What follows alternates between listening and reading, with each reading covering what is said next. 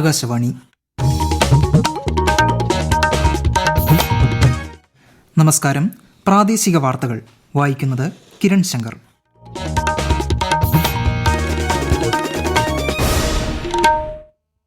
പ്രധാന വാർത്തകൾ. അയോധ്യയിൽ നവീകരിച്ച വിമാനത്താവളവും റെയിൽവേ സ്റ്റേഷനുമടക്കം നിരവധി വികസന പ്രവർത്തനങ്ങൾക്ക് പ്രധാനമന്ത്രി നരേന്ദ്രമോദി തുടക്കം കുറിച്ചു. എല്ലാവർക്കും വികസനം സാധ്യമാക്കുക എന്നതാണ് കേന്ദ്ര ലക്ഷ്യമെന്ന് വികസിത് ഭാരത് സങ്കല്പ് യാത്രയിൽ കേന്ദ്ര സഹമന്ത്രി ഭഗവന്ത് ഖൂബ. 91ാമത് ശിവഗിരി തീർത്ഥാടനത്തിന് തുടക്കമായി. സംഘർഷങ്ങൾക്ക് പരിഹാരം ഗുരുദർശനമാണെന്ന് മുഖ്യമന്ത്രി പിണറായി വിജയൻ. തീർത്ഥാടന മഹാസമ്മേളനം നാളെ കേന്ദ്രമന്ത്രി നിർമ്മല സീതാരാമൻ ഉദ്ഘാടനം ചെയ്യും. മകരവിളക്ക് തീർത്ഥാടനത്തിനായി ശബരിമല നട തുറന്നു. ആചാരലംഘനത്തിന് ശ്രമിച്ചവർ തീർത്ഥാടനത്തെ തകർക്കാൻ ശ്രമിക്കുന്നതായി കേന്ദ്രമന്ത്രി വി മുരളീധരൻ. വനിതാ ഏകദിന ക്രിക്കറ്റ് പരമ്പരയിലെ രണ്ടാം മത്സരത്തിൽ ഓസ്ട്രേലിയയ്ക്കെതിരെ ഇന്ത്യയ്ക്ക് 259 റൺസ് വിജയലക്ഷ്യം. വാർത്തകൾ വിശദമായി. അയോധ്യ രാമക്ഷേത്ര പ്രതിഷ്ഠ ദിനത്തിൽ എല്ലാ വീടുകളിലും രാമജ്യോതി തെളിയിക്കണമെന്ന് പ്രധാനമന്ത്രി നരേന്ദ്രമോദി. അയോധ്യയിലെ മഹർഷി വാൽമീകി അന്താരാഷ്ട്ര വിമാനത്താവളം ഉദ്ഘാടനം ചെയ്യുകയായിരുന്നു അദ്ദേഹം. വികസനവും സംസ്കാരവുമാണ് 21ാം നൂറ്റാണ്ടിലെ രാജ്യ പുരോഗതിയെ നിർണ്ണയിക്കുകയെന്നും പ്രധാനമന്ത്രി പറഞ്ഞു. ഉത്തർപ്രദേശിന്റെ വികസനം ഭാവിയിൽ അയോധ്യയിലൂടെയാകുമെന്നും ശ്രീ മോദി വ്യക്തമാക്കി. പുതുക്കി പണിത അയോധ്യ ധാം റെയിൽവേ സ്റ്റേഷൻ ഉൾപ്പെടെ 15,700 കോടി രൂപയുടെ വികസന പ്രവർത്തനങ്ങൾക്കും പ്രധാനമന്ത്രി തുടക്കം കുറിച്ചു.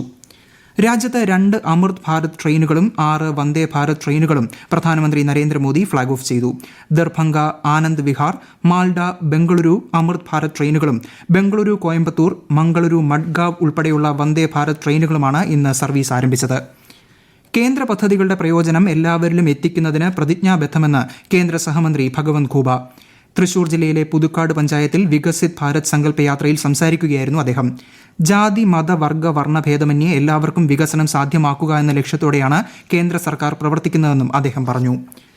ജനക്ഷേമ പദ്ധതികൾ ഇടനിലക്കാർക്കിടയിൽ ചോർന്നു പോകാതെ ഗുണഭോക്താക്കളിലേക്ക് നേരിട്ടെത്തിക്കാൻ കഴിഞ്ഞു എന്നതാണ് കേന്ദ്ര സർക്കാരിന്റെ നേട്ടമെന്ന് മുൻ എംപിയും കേന്ദ്ര ഹജ്ജ് കമ്മിറ്റി ചെയർമാനുമായ AP അബ്ദുള്ളക്കുട്ടി പറഞ്ഞു.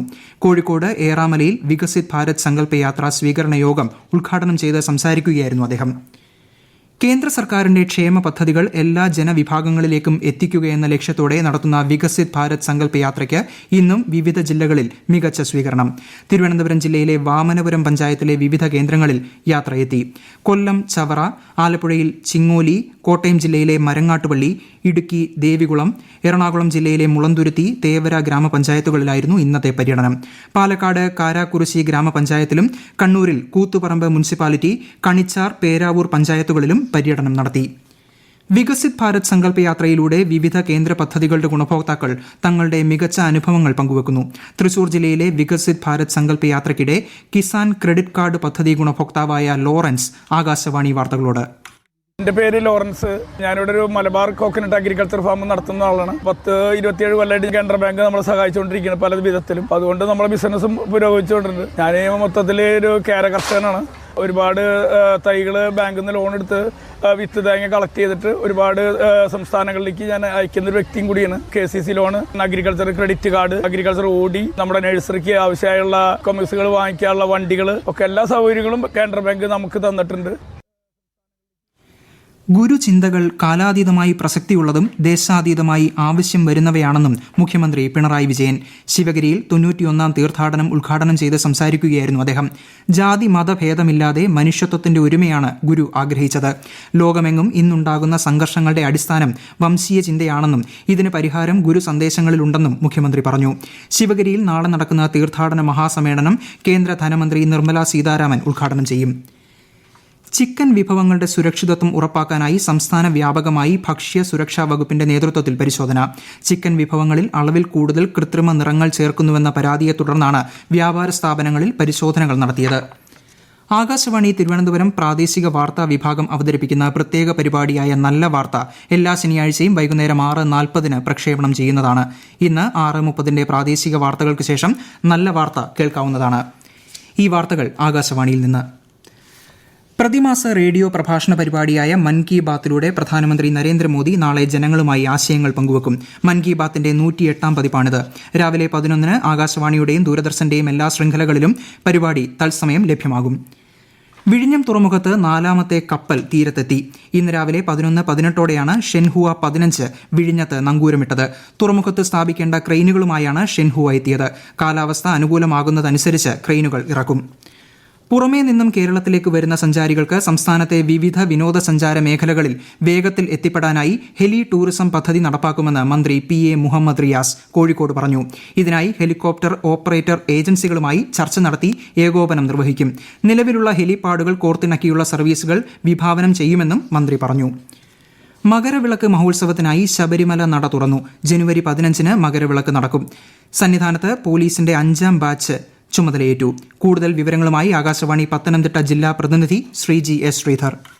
ഈ വർഷത്തെ മകരവിളക്ക് മഹോത്സവത്തിനായി ശബരിമല നട ഇന്ന് വൈകിട്ട് 5-ന് തന്ത്രി കണ്ഠരര് മഹേഷ് മോഹനരുടെ മുഖ്യ കാർമ്മികത്വത്തിൽ മേൽശാന്തി PN മഹേഷ് തുറന്ന ദീപം കൊളുത്തി. തുടർന്ന് മേൽശാന്തി ആഴിയിൽ അഗ്നി പകർന്നതോടെ 18ാം പടി കയറാൻ ഭക്തർക്ക് അനുമതി ലഭിച്ചു.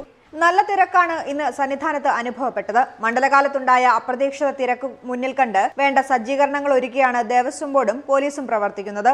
ജനുവരി 12-ന് എരുമേലി പേട്ടതുള്ളൽ നടക്കും. പന്തളത്തു നിന്നും 13-ന് തിരുവാഭരണ സംഘം സന്നിധാനത്തേക്ക് യാത്ര പുറപ്പെടും. 15-നാണ് മകരവിളക്ക് നടക്കുക. അന്ന് വെളുപ്പിന് 2:46-ന് മകരസംക്രമ പൂജയും നടക്കും. ശബരിമലയിൽ ആചാര ലംഘനത്തിന് ശ്രമിച്ചവർ ഇപ്പോൾ അസൌകര്യങ്ങൾ സൃഷ്ടിച്ച് തീർത്ഥാടനത്തെ തകർക്കാൻ ശ്രമിക്കുന്നതായി കേന്ദ്ര സഹമന്ത്രി V. മുരളീധരൻ. NDAയുടെ ക്രിസ്തുമസ് സ്നേഹ സംഗമം പത്തനംതിട്ടയിൽ ഉദ്ഘാടനം ചെയ്ത് സംസാരിക്കുകയായിരുന്നു മന്ത്രി. അയോധ്യ പ്രതിഷ്ഠാ ചടങ്ങിലേക്ക് ക്ഷണം കിട്ടിയിട്ടും നിലപാട് പറയാത്ത കോൺഗ്രസ് ഭൂരിപക്ഷ സമുദായത്തെ അവഹേളിക്കുകയാണെന്നും അദ്ദേഹം പറഞ്ഞു.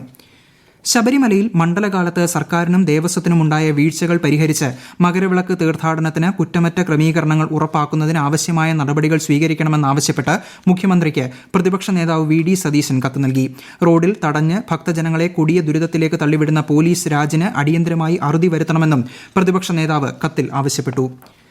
മുൻ MP സുരേഷ് ഗോപിക്കെതിരെ ജാമ്യമില്ലാ വകുപ്പ് ചുമത്തിയത് പ്രധാനമന്ത്രിയുടെ സന്ദർശനത്തിന്റെ ശോഭ കെടുത്താനാണെന്ന് BJP സംസ്ഥാന അധ്യക്ഷൻ K. സുരേന്ദ്രൻ. സുരേഷ് ഗോപിയെ സർക്കാർ വേട്ടയാടുകയാണെന്നും ശ്രീ സുരേന്ദ്രൻ തൃശൂരിൽ പറഞ്ഞു. തിരുവനന്തപുരത്ത് പെൺകുട്ടികളെ പീഡിപ്പിച്ച് 2 പോക്സോ കേസുകളിലായി 2 പ്രതികളെ കോടതി ശിക്ഷിച്ചു. 8ാം ക്ലാസ് വിദ്യാർത്ഥിനിയെ കടന്നുപിടിച്ച കേസിൽ പ്രതി ചിറ്റാഴ സ്വദേശി രാജേഷ് രാജനെ 7 വർഷം തടവിനും 20,000 രൂപ പിഴയ്ക്കുമാണ് ശിക്ഷിച്ചത്. അയൽവാസിയായ 16-കാരിയെ വീട്ടിനുള്ളിൽ കയറി കടന്നുപിടിച്ച കേസിൽ കരകുളം സ്വദേശി അഷ്റഫിനെ 4 വർഷം തടവും 15,000 രൂപ പിഴയും ശിക്ഷ വിധിച്ചു. തിരുവനന്തപുരം അതിവേഗ സ്പെഷ്യൽ കോടതിയാണ് ശിക്ഷ വിധിച്ചത്. ഉത്രാടം തിരുനാൾ പമ്പ ജലോത്സവം തിരുവല്ല നീരേറ്റുപുറം പമ്പ വാട്ടർ സ്റ്റേഡിയത്തിൽ നടന്നു.